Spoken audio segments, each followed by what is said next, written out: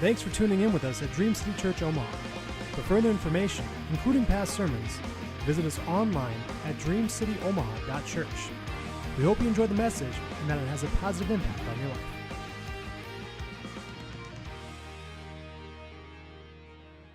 Let's get started. 2 Samuel chapter 9. One day David was the king, began wondering if any of Saul was the former king, Saul's family was still living, for he wanted to be kind to them as he had promised to Prince Jonathan, which was his best friend. He heard of a man named Ziba, who had been one of Saul's servants, and summoned for him. "Are you Ziba?" the king asked. "Yes, sir, I am," he replied. The king asked him, "Is anyone left from Saul's family? If so, I want to fulfill a sacred vow by being kind to them." "Yes," Ziba replied, "Jonathan's lame son is still alive." "Where is he?" the king asked. "He is in Lodabar," Ziba told him, "in the middle of Makar, or at the home of Makar." Verse 5 and 6. So the king sent for Mephibosheth. Look at your neighbor and say, Mephibosheth. That's a good word. Look at your other neighbor, your second choice, and say Mephibosheth. He sent for Mephibosheth, Jonathan's son and Saul's grandson. Mephibosheth arrived in great fear and greeted the king in deep humility, bowing before him. But David said, "Don't be afraid. I've asked you to come so that I could be kind to you because of a vow that I made to your father Jonathan. I will restore to you the land of your grandfather Saul, and you shall live there in the palace." Mephibosheth fell to the ground before the king. "Should the king show kindness to a dead dog like me?" he exclaimed. Then the king summoned Saul's servant Ziba. "I have given your master's grandson everything that belonged to Saul and his family." And he said, "You and your sons and your servants are to farm the land for him and produce food for his family. But he will live here with me."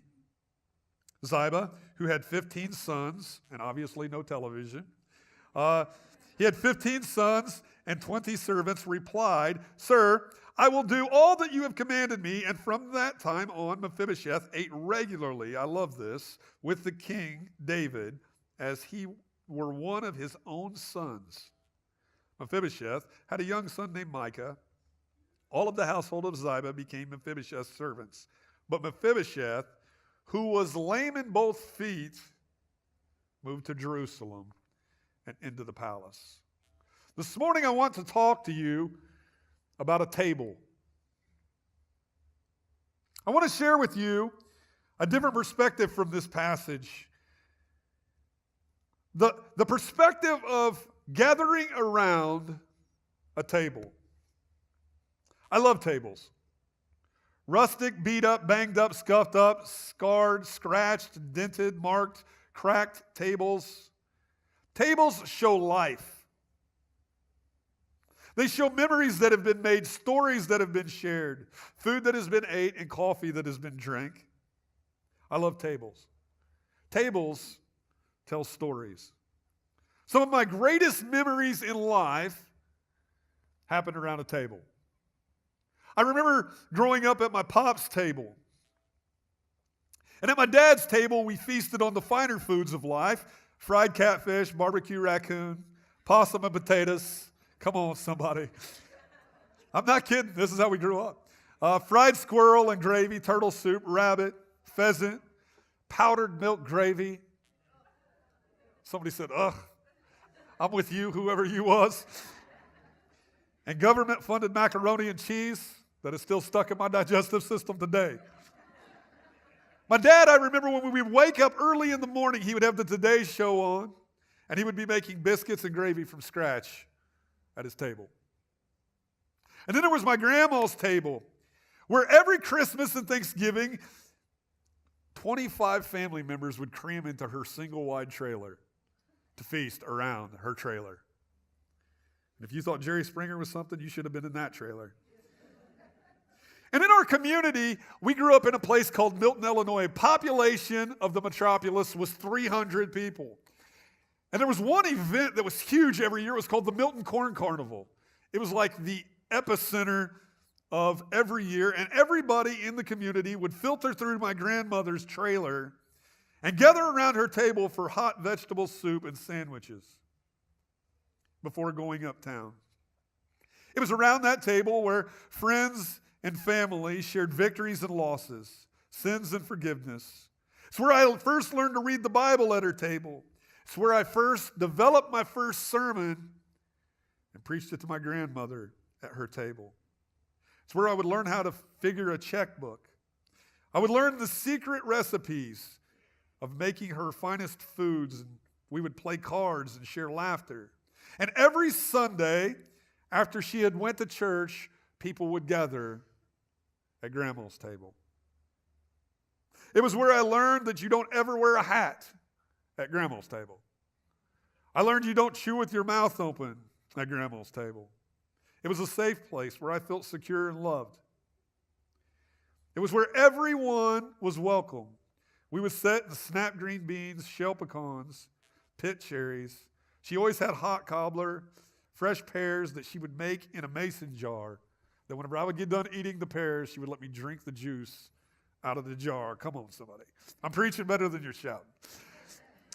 She would make sun-jarred sweet tea and have it setting on the table. And Jason Pirtle, we had fried bologna sandwiches at Grandma's table. And then she made this nasty stuff every night called milk toast at her table. And if you don't know what that is, she would take toast and put it in the toaster, bring it out, butter it, put it in a bowl, cover it in milk, salt, and pepper. Gross.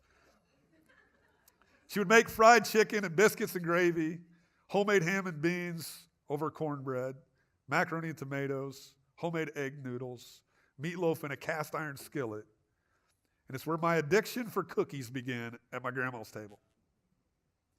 One thing I learned was you never left her table hungry, and if you did, it was your fault. For there was always plenty to eat at her table. It's where I met her friends and she met mine. It's where we would sit at her table and we would watch the Cardinals and Bulls games together. And she would both pray for the team and cuss at the referees at Grandma's table. It was where she met my wife for the first time, and when she would yell for us, "Y'all come to the table, the food is hot," you better get there as fast as you could to get the best seat at Grandma's table. No other table shaped my life like my grandmother's table. We had other tables, though. I remember we had the local restaurant called the Country Pumpkin, where the local farmers would gather every morning and drink coffee at the Country Pumpkin table. There was restaurant tables full of laughter and life, business tables that I've seen full of success and failure, promotion and loss, conference tables where I've witnessed some of the greatest minds, friends tables, where at one friends table, when we moved here, we started attending a small group. And at that small group, the wives all had this really dumb idea that they would all go have a movie night and leave the guys with all the kids. And so they said, "You guys figure it out." So we decided we was going to roast hot dogs over a fire. So I brought the hot dogs to my friend Dennis's table. He's in the back there. And I had the hot dog setting on the table, and my son was pestering me. He wanted a hot dog, so I stuck it on the skewer, but missed the hot dog and ran the skewer through my thumb. And it came out the end of my thumb, and I remember like, "Dennis, I need your help." So we went to a sink, and he pulled it back out. Memories made around friends' tables. Do you guys remember the kids' table growing up? And you couldn't wait to get to the adults' table? And then you got to the adults' table, and you're like, "You're all lame. I want to go back to the kids' table." School tables, picnic tables, coffee tables. And then when we bought our own house a couple years ago, we got our very first adult nice table. And immediately it began to get scuffed and scratched. And at first I was like, "Oh man, we got to fix this." But then I was like, "I don't want to fix this because it's our table." And it's at that table, it's telling the story of our life, our journey, our family. It's got where my daughter, she tried to paint her fingernails, I think with her eyes closed. And then she had the great idea to get the nail polish off of the table with nail polish remover. And so we have all these little spots. And then around the table, there's all of these white circles from where one night our small group decided to eat soup in paper bowls. And we set it on the table. And when we picked it up, we have all these little white circles. And at first I was like, "How do we fix this?" But I love it because it tells the story of lives being lived around our table. What's your table look like? You see, so often we miss what God wants to do in our life because we're too busy staring at somebody else's table. Well, God, if I had their family, if I had their money, if my table looked like theirs, if my spouse cooked like that, if my kids acted like that. In reality, though, if you looked under the table, you would realize we're all broken sitting at the table. Stop for a moment and just begin to think about some of the tables that God has used to shift and shape your life. Tables you desired to sit at. Tables that you learned and grew from. Things were shaped in you. Your values and views were shaped around tables. Tables where decisions would be made that would change your life forever, both planned and unplanned. And today, we're going to talk about Mephibosheth, who found himself sitting at a table called the table of transformation. And whenever I began to go to the Lord, I was like, Lord, how do you want me to deliver this to the people? And he gave me 3 words when I was boarding a plane on Monday. And he said these 3 words. He said, takeoff, turbulence, touchdown. And I thought, well, I hope that's how this flight goes without the turbulence. How many of you like turbulence, right? Like nobody likes turbulence, right? But can I tell you, if God gives you a promise, the very first thing you're going to encounter is turbulence. Through your whole life, you're going to deal with turbulence. But you will touch down if you stay seated at the table. So first, we see a great takeoff. The takeoff is the invitation. It's in verse 3 when the king sends the invitation to go get Mephibosheth and bring him to the table. Mephibosheth's story starts by the king sending a simple invitation. And can I tell you, there's a king in the Bible who sent you and I an invitation to come to the table. I love God's sense of humor. I love when God puts things together because, like I said, Andre and I, we hadn't even talked about today. And he starts singing his songs about the table. And I'm like, what are you doing, God? Mephibosheth was about to win the lottery of his day and had no idea what was about to take place. He was about to go from the folding table to the king's table in one moment. Do you realize you are one person away from your life being changed forever? You could be sitting in this room with somebody that can change your life forever.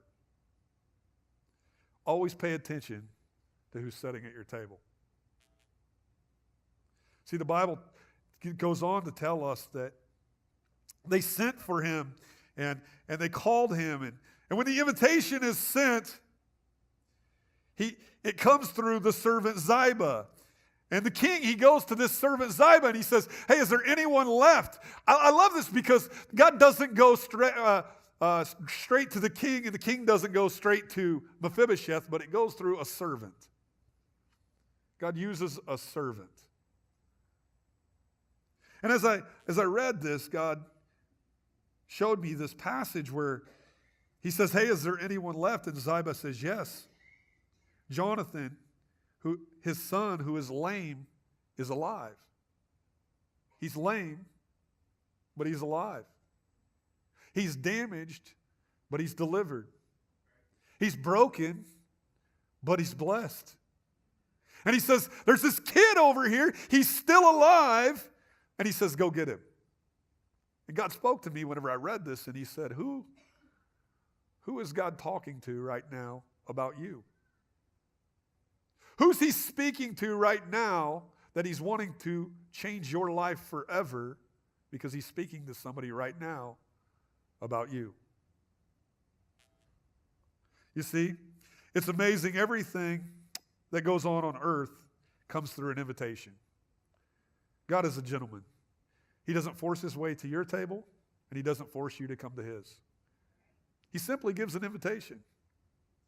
Revelation 3:20 says, look, I stand at the door and knock. If anyone would hear my voice and open the door, I will come in and he will share a meal together with me as friends. And that's a good verse. That's an invitation. God says, I'm knocking at the door. If you open the door, we will eat together. And I thought, that's great. But then I read this in the Message. And I'm not normally a big Message fan, but I love the way this reads in the Message. And it says this, look at me. I stand at the door and I knock. And if you hear the door and open it, I'll come right in. And And I love these next words. And I will sit down to supper with you. And I love this because people that think supper is called dinner, you're wrong. Supper is supper. It doesn't say you're going to have the last dinner with the Lord. It says you're going to have the last supper. And what he says here, he says, I want to have supper with them. And he says, conquerors will sit alongside me at the head of my table, just as I have conquered and took the place of honor at the right hand of my Father. That's the gift to the conquerors. Jesus says, as I reign, you'll reign. Come to my table. As I eat, you'll eat. Come sit at my table. As I have, you'll have. Come sit at my table. All you've got to do is respond to the invitation. You see, something about an invitation, you have to respond. Human history bears witness that most of the invitations sent from the king, we send back the response, I'm too busy for you. I have no room for you. The Bible records that over and over, Jesus is moving through the earth, and people was continually saying, we don't have room or time for you. Think of the blessings that you've missed because you've refused to come sit at the king's table. What would have happened if Mephibosheth would have said, I'm too busy? If he would have chosen to stay in his broken, beat up state at his little table. So he's given a vision. He's got a takeoff. And then something happens that he didn't expect. He hits turbulence.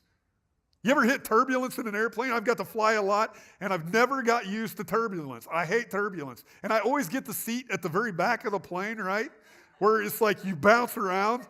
And I remember one time, Pastor John and I, we were coming back from Birmingham, Alabama, and I had these two Hispanic guys sitting next to me that were just jacked out of their minds, all tattooed up, and they were cussing back and forth and just going on. And he looks over at me, and we're flying, and they get on the speaker, and they're like, we're about to go over Memphis. There's a bad thunderstorm. We can't get around it. We're going to have to fly through it. It's not going to be good. Fasten your seatbelt. It's going to be a little bumpy. And they're looking at each other, and they're cussing. And we hit the first turbulence, and some cuss words comes out of this guy's mouth. We hit some more turbulence. The plane drops, and this guy starts to cuss. And they're going back and forth. And they look at me, and they're like, what do you do for a living? And I'm like, I ride motorcycles. No, I'm a pastor. And he's like, oh, really? I'm a worship leader. And I'm like, where are you leading worship, bro? And so he starts singing, dude, and the glory fills the back of this plane, right? God uses broken people. Glory fills the back of this plane. And me and him, we're having church. And he looks at me, he says, don't worry about him. The plane's shaking all around. He says, he's an atheist. Man, we was about to hit the chorus, and I noticed this atheist throws his hands up. He starts worshiping with us. People watch what you do in turbulence. People watch what you do when turbulence hits your life. You can talk about God all you want to talk about God. You can talk about the legends you learn around any table, but when turbulence hits, you find out what's really inside of you. And can I tell you, it's in turbulence where your mouth will tell on your heart. This is why the Bible says in Proverbs 4:23, above all else, guard your heart, for out of it flows the issues of life. So when somebody hits turbulence and something comes out of their mouth and they're like, I didn't mean that, you meant that because that was what was in your heart. What was hidden, the Bible said, would be revealed. But Lodabar, this was a place. Lodabar comes from two words. One word was dabar, and it means nothing or no word. And lo means no. And so this is a place of nothing. It's a place of no pasture. Nothing grew there. It's desert. It's dry. It's empty. It's hopeless. It's void. Have you ever felt like you was stuck in a Lodabar? Like God dropped you off and forgot where he dropped you off at? I grew up there. Milton, Illinois, man, 300 people. We had two major cities on the sides of us. 12 miles this way, Time, Illinois, population 12, right? And this city, this village we used to make fun of. We made T-shirts that said, I've been to Times Square. And then this way was Pearl, Illinois, and population 125 people. And you could only be down there half of the year. No joke, because half the year it was in the river, and half the year it was out of the river. And it got so bad that FEMA came in and they said, we're not giving you no more money. Y'all need to move. And they wouldn't move because they liked living in and out of the river. And so they would have mud on their walls. They wouldn't even clean this stuff off. They would move back in there. No hope. Not kidding you, no hope. It's how they lived. That's Lodabar. Something comes and it hits you and drops you down, and you feel stuck. You're like, God, did you forget me? 2005, I remember my wife and I was super sick. So much pain. And could barely work. I was coming home. We was living in this house that was just a shack that was falling in. It was not a good place. And I remember our neighbors next door, they had yard fleas. And they had come and just infested our yard and our house. And we did everything. We had this thing treated. They just kept coming. And I remember I'd lay in my bed and just weep. And I'd say, God, have you forgotten me? And I learned something about Lodabar. Don't ever stay somewhere that God said that you're to pass through. Most people will settle. And they'll stay somewhere that God said, I never intended you to stay there. You were supposed to go through there.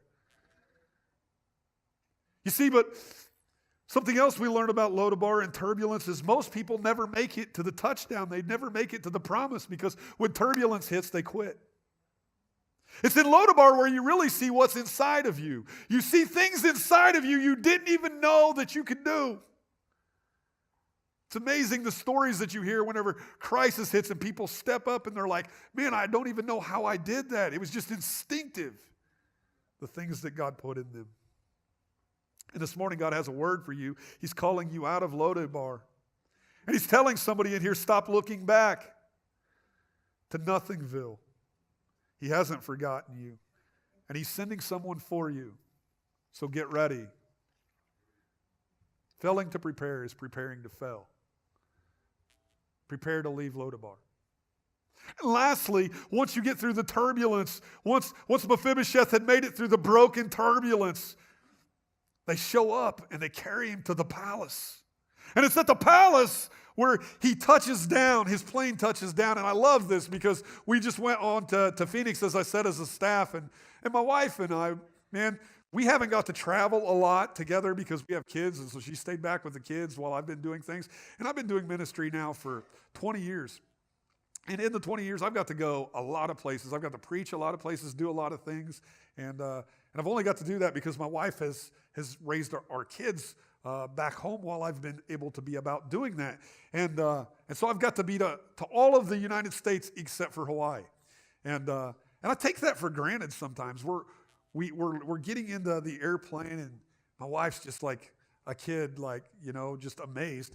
And I sit down in my seat and she's in the middle and I'm by the window and she's taking pictures out the window and I'm like, I just want to relax. Like, put your camera away. And we're at the airport. She's taking pictures and stuff. And I'm like, I feel like the Beverly Hillbillies with like chickens coming through the airport, right? Like, act like we've been here before, right? But what I was not realizing was it was all new to her. She was stepping into the promise. Sometimes you can live so comfortably. Andre, you guys can go ahead and come up. Sometimes you can live so comfortably in the promise, you've touched down, that you forget what it was like in Lodabar. And sometimes you can begin to live so comfortably in the promise, you forget what it was even like with the takeoff. You forget where you came from. And this is the disciples, they're following Jesus, and they say something to Jesus like, hey, bro, don't you know what we gave up to follow you? And Jesus is like, hold up. Nothing you give up to follow me will I not repay 100-fold on heaven and in earth. That's his words. Basically what he said was, I know the table I found you at. It was not near as good as where I'm taking you to. You gave up nothing to follow me.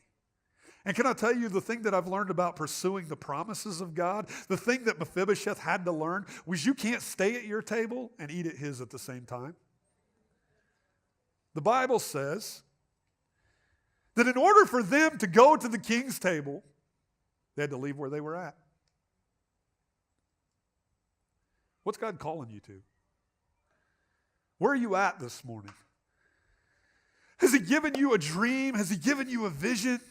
Are you kind of stuck in between? Or have you just got comfortable in what he called you to? And this is a continual cycle. You fulfill it, and he says, all right, you're going to take off again. And then you're going to fulfill it. All right, you're going to take off again. Because that's who he is. Table represents family. Table represents honesty, transparency. So this morning, and I learned this week, this is what family does. No head bowed, no eye closed. If you just be honest and you'd say, man, this is speaking to me this morning. I'm in one of these three places. I'm either taking off this morning, kind of caught in Lodabar, and I'm needing some direction and some hope to get out of here. Or man, I've just touched down and I've become comfortable. I just got comfortable and I've taken for granted the people God put in my life. And I've taken for granted all the things that God has allowed me to do. And I haven't given back the way that I should have. If any of those areas would speak to you, I would just ask that you stand this morning. And all I'm going to do is I just want to pray with you this morning. I just want to pray with you this morning.